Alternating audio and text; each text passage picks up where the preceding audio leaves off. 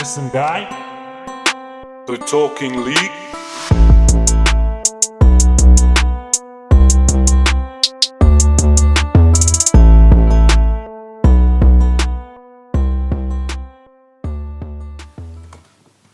Hello and welcome to the first episode of the Talking League and JVW FC. With me today we have Kira. How are you doing? Well, thanks. That's good. Alongside me we've got Jared on the left. How are you doing, J-Man? Always well, thank you. Good to be back. I'm very excited for this. Oh, we're glad to have you with us. And Ashy Boy, how are you doing? I'm all good.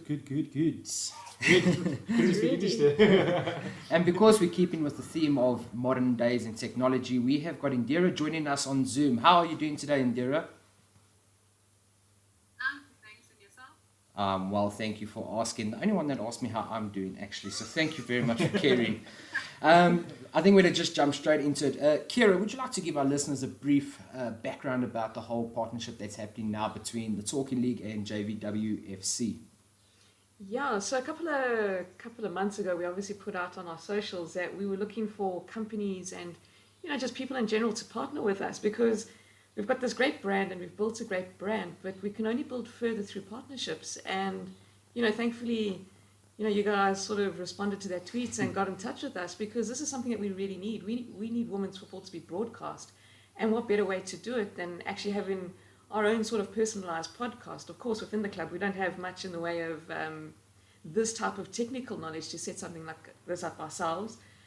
Besides that as well, time in general is something not many of us have a lot of to sort of spare to other projects. So, almost like a godsend, you guys answered and really put your names forward to become part of a partnership with us and, giving us this platform, somewhere where we can, again, build our own brand, but build the brands of players and talk about current events in women's football, because I think that's something that doesn't quite reach the mainstream media is how women's football actually goes about and actually happens in South Africa. Yeah, it was really cool. On that tweet that you're talking about, when I saw it, I told Jared and Ash, and I'm like, are we doing this? And they didn't even hesitate. It was just like jump straight on it. And we started chatting to Lauren and just started rolling. And we're really excited. I mean, I know both Jay and Ashley also share the same sentiment that we think this is a great partnership. Yeah. We're really looking forward to being the voice of women's football because we do believe there is a major lack in that, and especially in South Africa, across the world, but especially in South Africa, we do believe there's a niche that we can tap into with that. Obviously, it would be a bit naive of us not to mention COVID during the times that we are going through at the moment. How have you found it to run JVW and the first team during these times? I think before you answer such a big question, looking at something big like running a football club, looking at something big like running 25 players' lives, I think looking within is maybe a good smaller place to start, and how this has impacted my own life. And because generally I'm never here, I'm out and I'm always at a field, at the side of a field, doing something football, but coming away from it, things change. And I think the same can be said for our players. This is almost, in terms of being a player during COVID, is like going through a really serious injury. You don't train, you don't see your teammates, you don't play, obviously. Yeah. So in the beginning of COVID, I personally kind of thought like, okay, great, it's going to be a short little lockdown. We'll get back to our football. Everything's going to be cool and fine. These first like 20, however many days it was supposed to be. And I was actually one of the last flights. I was the last flight that got back to South Africa just in time before the initial lockdown number 5. Sure. And that was kind of surreal. And then, still the players checking that I got back, obviously management checking, okay, everything's fine, coaches here, it's all good type of thing. And then I was sitting and I'm thinking, okay, cool, we've got programs for the players to do that they can do on their own at home, things like that. The players themselves, obviously the quality of the first team, these players all know how to look after themselves. They know what works for them, they know what doesn't work for them. Yeah. And those who needed the extra time off, obviously this was a great opportunity for them to get that extra time off type of thing. But like I said previously, it's almost like having a really serious injury. Now we look at the mental side of the players. And do they start losing their identity as football players? Because I certainly started to lose my identity as a coach because physically I wasn't attending football and physically I wasn't, on the side of the field coaching people, seeing the people that I saw 3, 4, 5 times a week regularly. I just wasn't seeing them. So, you kind of start thinking on the psychological aspect and also the isolation of the players because many of them wouldn't have been able to work even. So there's also the economic impact, the psychological impact in terms of, you know, you're not competing. So how are you going to come back and be competitive type of thing? And do you still see yourself as a football player if you're not playing football? So, you know, there's so many considerations sort of that the players and the club in general, you know, sort of need to go through. Obviously, I feel Indira will touch up on this as well, but in the administration point of view and also just administering our own lives, you know, there's time now to do like the groundwork and the long planning things that we often, you know, put on the back burner just because we honestly don't have time. We spread too thin. Sometimes we'll start something and we just don't get to actually implementing it because it falls through the cracks when we're playing football. It's a challenging thing to run. You know, football in general doesn't necessarily mean it's more challenging to run women's football than it is men's.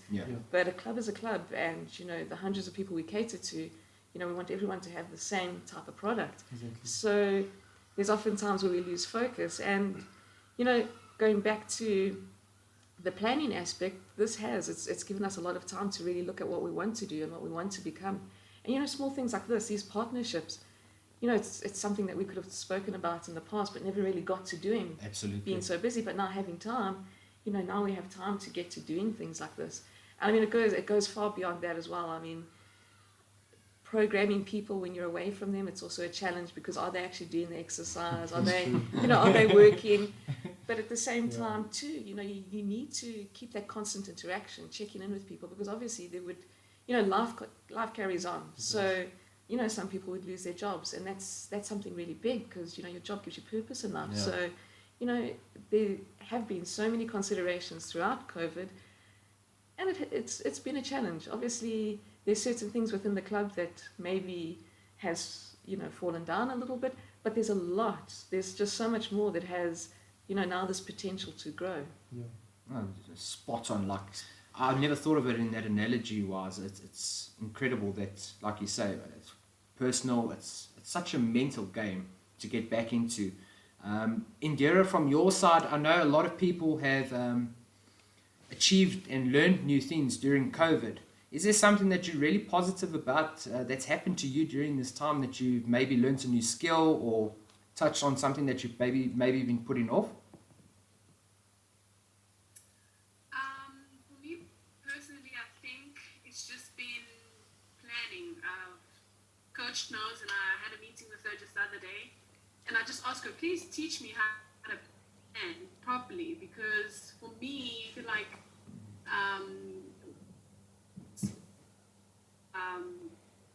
we didn't have time to do the nitty-gritty planning and planning everything to the T and having that extra time to make sure that this is going to be executed, of that. So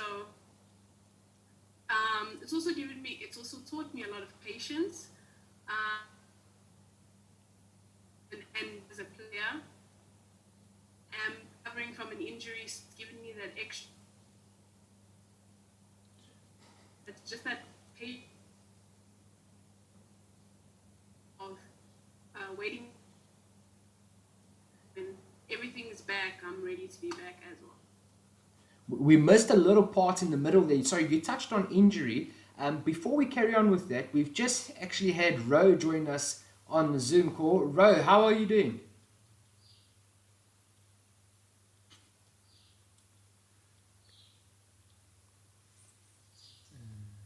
Ro seems to be upset with us and doesn't want to talk to us. How are you doing, Ro? I don't think Ro can maybe hear us. Indira, we're going to jump back. Oh, there we go.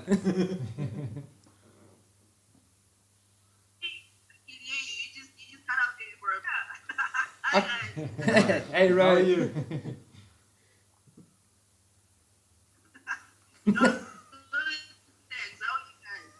Oh, we're great. Thank you for asking. Indira was just touching on with us quickly something about an injury. We just missed that middle part. What was that? No, I was just one of the things that it helped me, that it taught me is patience, because I am recovering from an injury, and just sitting out while soccer was still on was tedious enough. But now there's just that extra time that I have to sit up and wait again. patience and to know that when everything does resume, I'm ready to be back on the field. Awesome. I think what the nice thing about that is, while you were injured, obviously the team was carrying on and they were playing and training, but at least now everyone gets to suffer with you on the sideline. So there was sort of a bittersweet moment for you, I'm sure. Kira, I'd like to know, what kind of challenges do you find yourself facing within the various structures of the club, from a development side all the way up until the first team? You know, challenges, yeah. Challenges could be anything. I find it challenging to butter bread. So challenges are many and varied.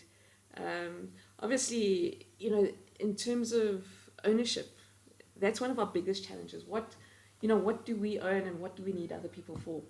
So if we look at something, you know, like our equipment, again, then we get a good partnership and we get you know, special rates and discounted rates in terms of equipment. But without things like that, then equipment would be a challenge. Correct. You know, a lot of it's self-funded. If you guys go look at my garage, you'll see there's cones, there's beacons, there's hurdles. Tim and I, over the years, we've obviously built up a plethora of equipment because we know it's better to own that stuff than to use other people's stuff. Or even in terms of a school, if you're going to go coach at a school, it's best if you go there well prepared with your own equipment as opposed to relying on them, because you never really know what you're going to get Exactly. in that reciprocal agreement. So it really does. Challenges always, for me, come down to ownership. What do I have and what works for me, type of a thing.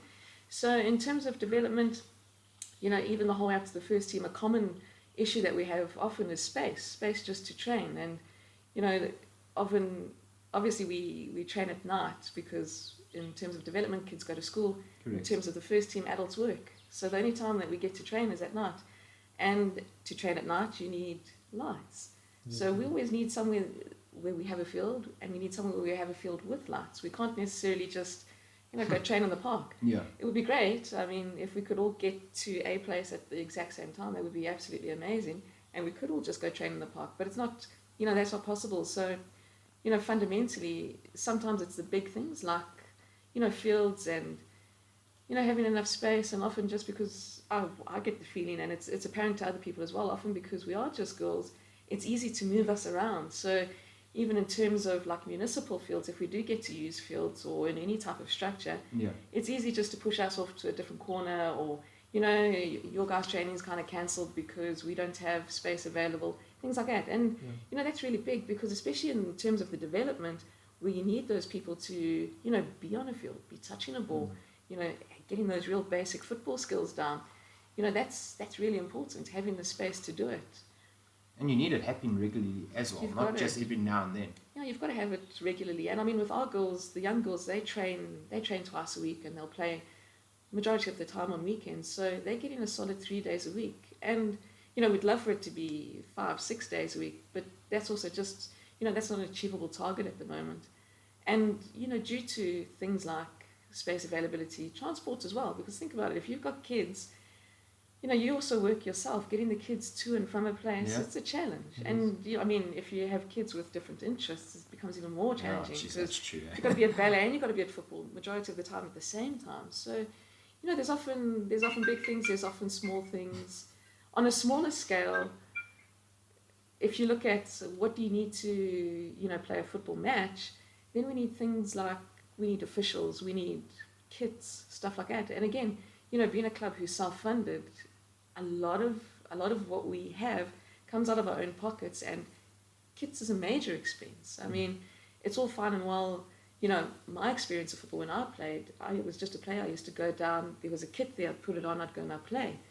But, you know, as you get older and as you get more involved in football, you understand that, you know, for each and every player to have a kit, for it to be the same kit, for it to have a number on, you know, the cost, it just climbs and it climbs and it climbs type of thing. So again, that's a small, I'd say, a small challenge to face, because, you know, by hook or by crook we'll always come by kits. Kits are, you know, readily available. But then when you look at the bigger things like space isn't necessarily readily available. And of course the economic investment becomes that much greater. It does, So for us, any time that there is an economic investment, being self-funded, it becomes a challenge. It's really challenging. But the great thing about the club and the players involved with the club is that they all want to be there. Yes. No one's necessarily being forced to be there. So, you know, like sometimes at school sports you have to play, 3 summer sports and 2 winter That's sports it, type yeah. of thing. And the kids might, they come down because they have to come down and that type of thing. Whereas with us, that's the beauty about us, is that everybody wants to be there. So with them wanting to be there, they put the effort in, and it makes, those bigger challenges almost, just something like box tickers, really. Something that we just need to get on with and get over with, to obviously develop the kids and, have a place for our better players, for our first team players to just express themselves. Sure. It's really scary to hear that, like, there's challenges across the board, small, medium, and large. Yeah. But one way, or another, you're going to get over it eventually. And I think those kind of things also build character and it makes the name JVW stand out even more from what you've achieved and how you've achieved it. So that's really, really impressive. Before I hand over to Jared and Ashton with their questions, Ro, I'd like to ask you something. Yes, Ro, I'm looking at you right now. What does football mean to you? Jeez, I mean, it's just, it can't be one thing. It definitely cannot be one thing. It's an escape for me. It's therapy. It's fun. It's family. It's connections that you really can't make anywhere else because they're more genuine. I mean, all the emotions that you go through at a training session, never mind a match. I mean, if you were to go through those same emotions with, let's say, for example, a friend, you fight, eh? But in football, we understand, and I think what it teaches you really is discipline. The biggest thing that football will teach you is discipline, being able to listen to people that are older than you, wiser than you, whether they be younger than you, or it doesn't matter, because, for example, in my team, I'm not the youngest person in my team, so I will have to listen to my team members, to my teammates, and they're much younger than me, so it teaches you discipline, it teaches you a sense of family, and a sense, it also teaches you to listen, like, you need to have, like, crazy, like, listening and communication skills in order to play effectively, so football for me, man, it's like the gift that keeps on giving, I guess, 100%. You can't have enough of it, honestly. Brilliant. I think you've just summed up football for every fan out there. Ashley, what would you like to know today? So I'd like to ask you, in a sense, like, I've had major role models in my career where either managerial or coaching, I've looked up to Zinedine Zidane, I've looked up to many, many great coaches, and now you being Shame. Shane as well. But I think, obviously Shane, because I think I started because of Shane as well. But I think in that sense, you've also had your role models, your mentors, your leaders. Who would you say really inspired you to become this exceptional coach that you are, with your impeccable football that you've been showing us, and majority of anybody that, everybody and anybody that watches? I have so many.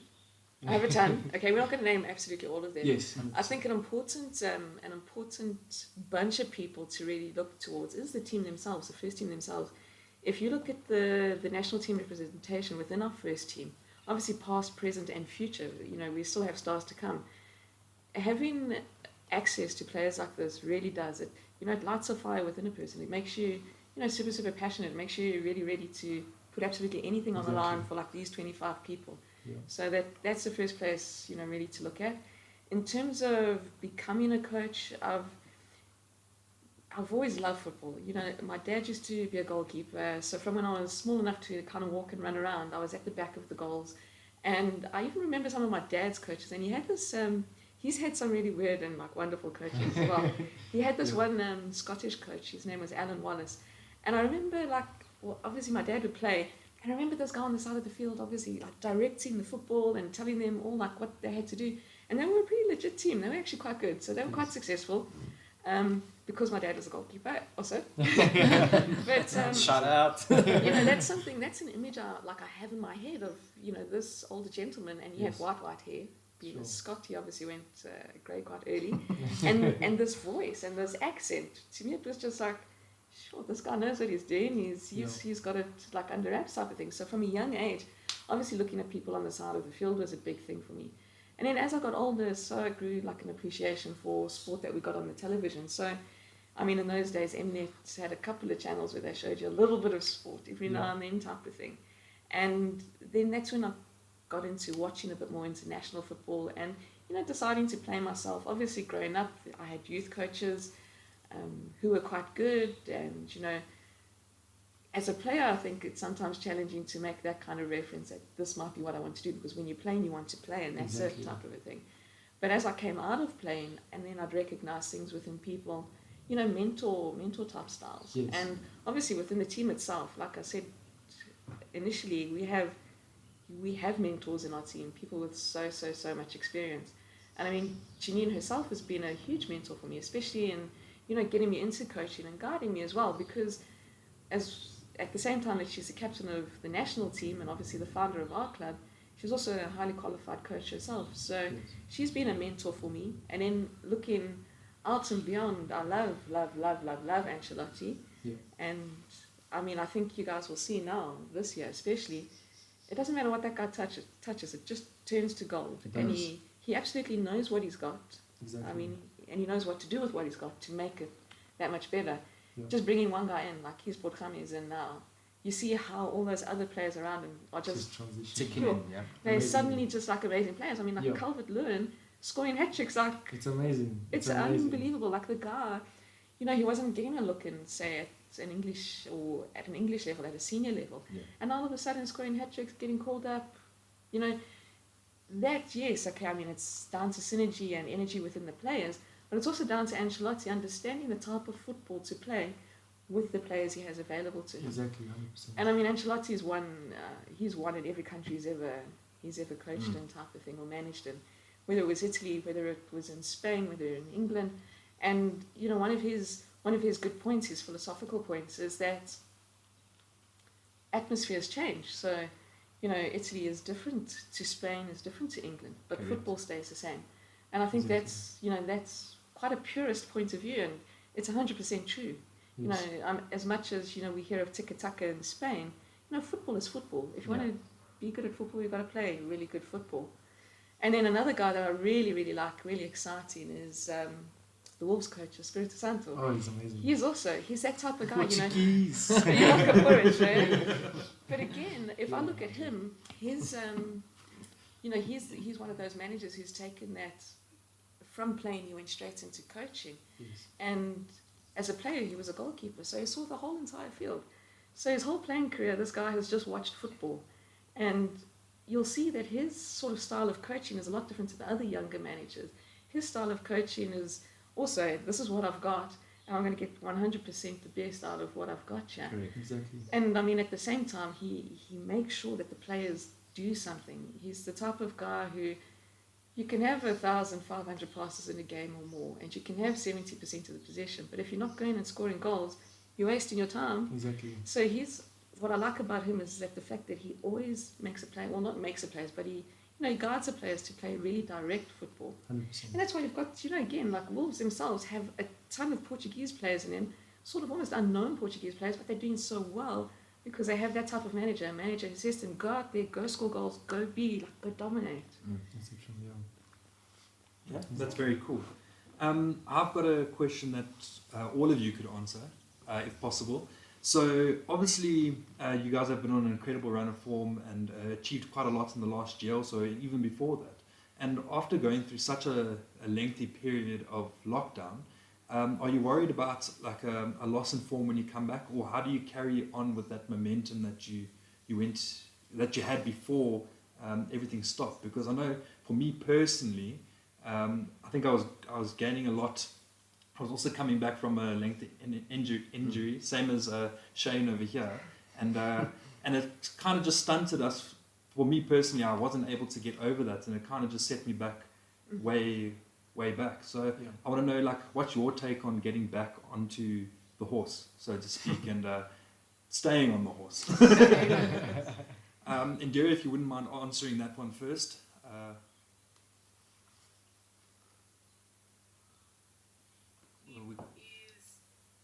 There is a dynamic of old and young players, and the older players who have had experience for a very long time in football, I feel like we wouldn't, if we had to get back, we wouldn't let's say start on like a back foot, because it wouldn't just be us, it would be the whole of the women's league. So it wouldn't just be us, but us in particular, I feel like we have such good synergy that if we had to go back tomorrow or today, it would be like we'd never left.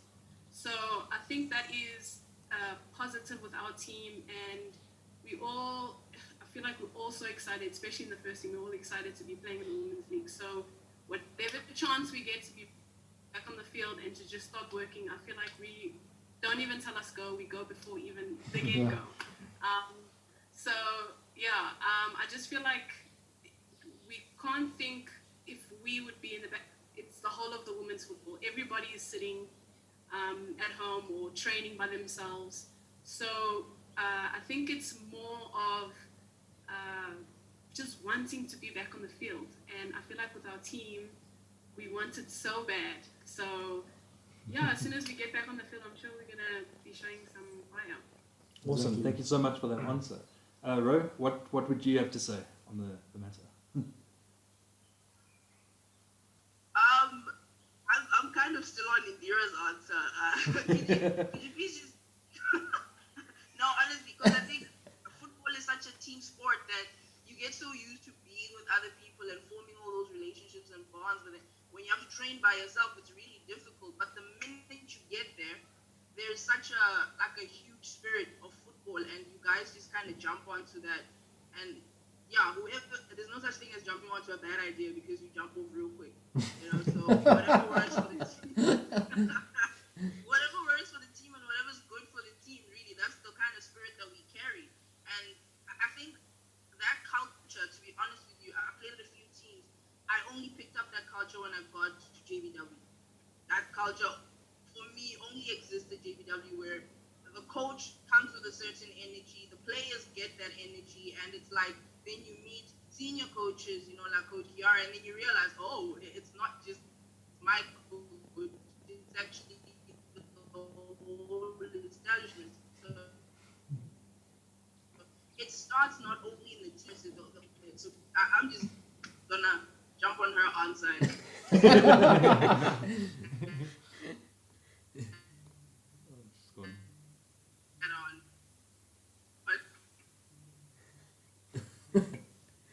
That's perfect. That's Thanks. a good answer to judge by. No, 100%. Thank you. I see she has disappeared, but I think that was a brilliant answer. It was. I think that's exactly what I was looking for. Well, now it's speeding right through over there. That's okay. Kira, would you mind giving your perspective on the question? Yeah, well, you see, the two of them have they haven't been paid to say that. You know? So obviously, it's the truth. You can see just by these two. Like, I mean, one's an administrator, but they both play. So, and you know, one is at Bedreview and one's at Randburg. So they don't actually even meet each other. So you can see just by that there is something, you know, that we've managed through obviously the hard work of the coaches to put into our players that gives them this chance to really feel like they belong. In terms of momentum, that's long gone. You know, December was now 10 months ago. Jeez. So that's long gone. Even had we been able to come into our pre-season, that momentum would have been available for our pre-season and possibly the first couple of games. But from there, it would have, you know, things always have to change and things have to evolve. So in terms of performance, the momentum now currently is at 0, and we'll have to build up to that. Obviously, we'll have a good pre-season, and you know, these players, because you can see they are so invested emotionally that physically it'll be chilled, you know. Exactly. It'll be easy for us to get into. But yeah, like Indira said, everyone is just so excited. Like for the first team specifically, some of those girls have dedicated their entire lives to South African women's football. I mean, think about playing 150 games for your country. It's incredible. That's amazing. That's Even in terms of like just a normal amateur player playing 150 games at a club is a lot. Because oftentimes, if you just average it all out, say you play at a club and it's a 15-team league, you're going to play 28 games. So how many times do you have to play 28 games to get to 150? Correct, yeah. You know, you've got to play for a good number of years. And that's also you guys playing week after week after week. Whereas, you know, with international football, it's when it comes. If you have 3 games in a year, it's a lot. Yeah. So now that's into 150. You can see the absolute, you know, dedication these players have to football. So while, like I said, the physical momentum might not be there and we'll start at 0, definitely the emotional will be there. Okay, that's fantastic. Thank you. So it's actually more of a fresh start, but an eager start, if that makes sense. 100%. These girls are hungry for football. They want to get back out there. They want to do what they do best. Yeah. Starving. Are you starving? That's incredibly exciting, and I thank you all for your answer, because that's literally what I was looking for. And I know it sounds weird, but you actually inspired me, giving me a different outlook on. I wasn't expecting an answer like that, and yeah, thank you for supplying that, because that actually motivated me in a sense. Yeah. So thank you. Good stuff.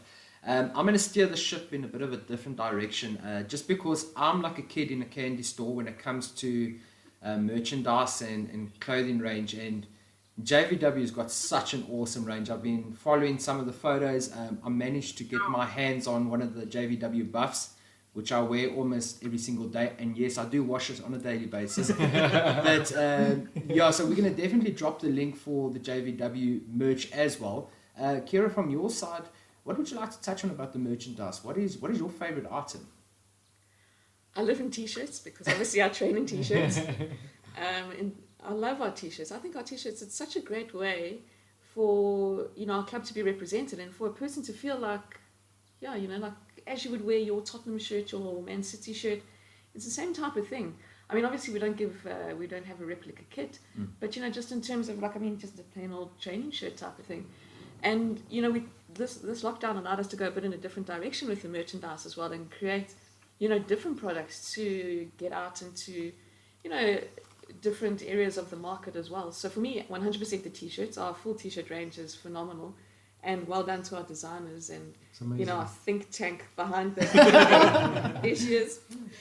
I was actually saying to Indira the other day, I'm so impressed with her and how she's just really learned to express herself in terms of gaining knowledge and helping us create products within the club.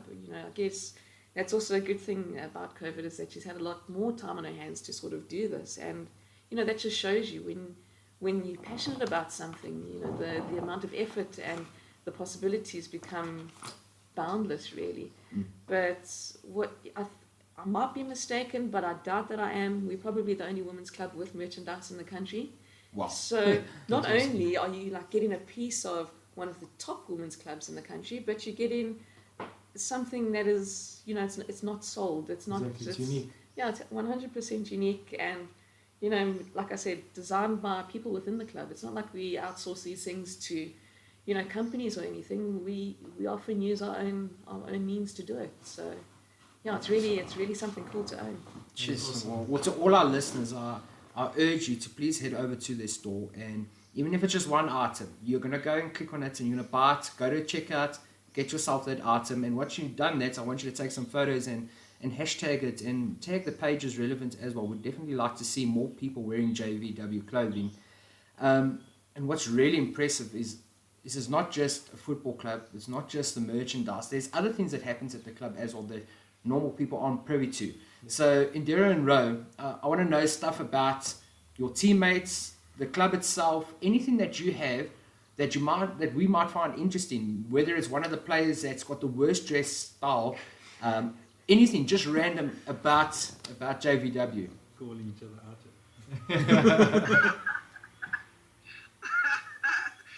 I mean, everything is great, Good save.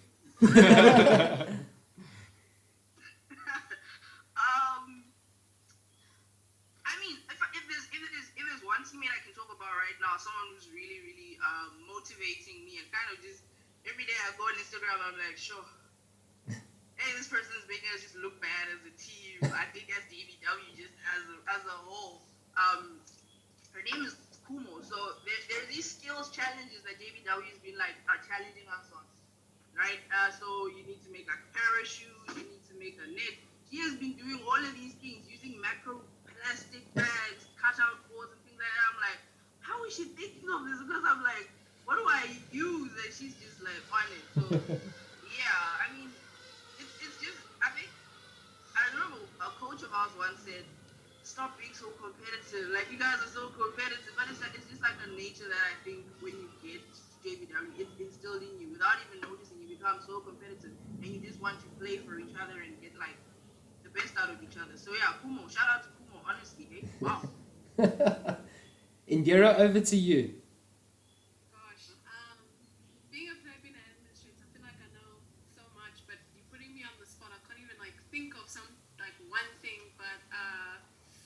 just quickly, I'd say Norma and Aloe, who are Norma is a defender and Aloe is a midfielder for the JVW first team. And during lockdown, they embarked on a like a drive to collect sanitary towels for the underprivileged girls in their townships and everything.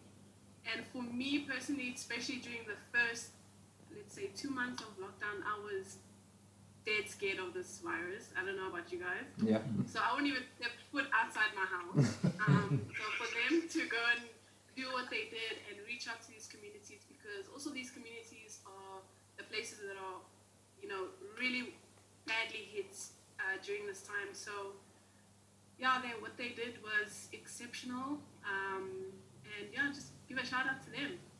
See, things like that, it just goes unnoticed. It's incredible. It just shows the culture within JVW it's a family. You touched on it earlier. You said it's a family, and that's really awesome. So yeah, big shout out to them.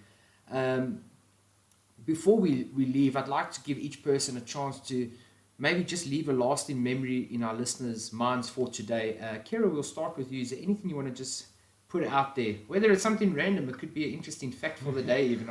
I don't mind. An interesting fact for the day, or there's no interesting facts today. It's Saturday. It's my brain's day off. So it's my brain's day off. We're not going to do interesting facts, although I'm full of them. But I think just really, it doesn't matter what your talent is. Just go out, do your talent, and do it to the absolute best of your ability. What you have to offer really does serve value, and it will change someone's life. Good. Change someone's life. I like it. Ashley? Well, I want to say, first of all, it's a big thing that I always try to talk about. I would love to say that this world needs to try to develop a sense of, stopping racism in football, stop racism in society in general. I think, we need to see more equality in football, not just in terms of race, but also in terms of gender. It's a big ask. Like, I would love to see playing FIFA, for example, and go in a career mode with an awesome player, or just a normal individual player, but not just a male player, maybe a female player. Touch on all senses of just creating equality in football, equality in the world in general. So I think that's a must ask. And coming out of lockdown as well, I think going into amateur football, normal football, I think just try to keep fit. To all the listeners, to myself also, I need to get back in shape. But yeah, just everyone must stay awesome, and thanks so much for listening to us, and thank you so much for having us as well. And I'm so amped and so excited about how we can develop together JVW and the Talking League. And I'm impeccably outstanding at this. You know what I mean? It's brilliant. Yeah. Ashton's very emotive. It's very bad. It's very bad. Don't listen to my English. It's very bad. Ashton's actually our vice captain of our seniors football team, so you can see why he was chosen, just because he's so emotive. I love it. Better. Yeah, and guys at EA Sports, we need a female's career mode, please, so make it happen. That'll be awesome. Jay, from your side? Yeah, I just like to thank everybody for allowing this to happen. I mean, I'm so excited to be back, able to play sports, able to watch sports again, and I think this is a start to something new. So I think it came at exactly the right time. I think this is what all of us needed as well, and I'm just incredibly grateful to all of you for the opportunity as well. And yeah, I just pray that this continues to go incredibly well, and we just soar from here. Yeah. So yeah, thank you for the awesome opportunity. And before I disappear, I just want to say Tottenham's going to beat United. No. I know that's quite a big call, but I'm feeling quite confident at the moment. And don't hold that against me, please.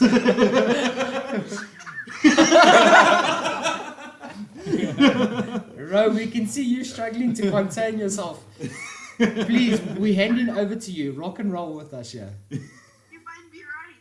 You might be right. Oh wow, that was unexpected.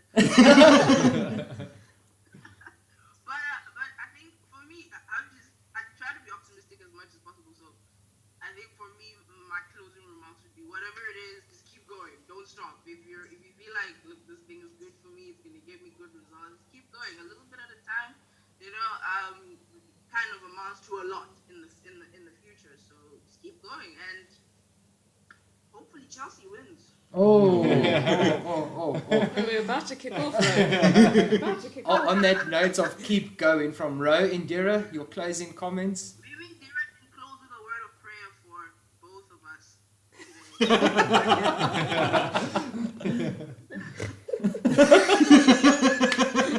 Indira is the pastor. Anyway, we should say that. I feel like when I was playing, I was the pastor of the team, so maybe I should throw in a prayer there. But I'm just with Ash on this one. I think when Coach told me about this, I was super excited. Like I was even thinking of ideas, and I was like, yes, we should do this and this. And yeah, so I have two things to say. The one I learned obviously during this COVID period is slow progress is still progress. No matter how slow you go, no matter how fast you go, just do it, get it done. Because when you look back, I mean, when we started lockdown, it was the first 2 weeks. Now we're 10 months in the year. Like, it's crazy. So progression, no matter how slow, is always progression. And then another thing is good, better, best. Don't stop till your best is better, and your better is best. So in life, I think we just need to know that the best ideas don't always start with a bang. So we can work on it, change it up, do whatever, but always make sure you put in your all so that you can get the best results that you can. But I am super excited about this podcast. I'm going to be listening to it all the time. So yeah, I'm super excited. Awesome. And thank you for having me. Thanks a lot. It's only a pleasure. Ladies, thank you so much for your time, for your honest views and thoughts, and thank you for inspiring us. It's really inspirational what you're doing. I think we need to start a motivational segment as well, because these girls are full of awesome things to say. Awesome, From our side, we are thankful, we are grateful. Thank you for opening your home to us, Kira, today. Sure. And yeah, that is us signing out today. Everyone be safe, take care, and look after yourselves. Cheers. Boom.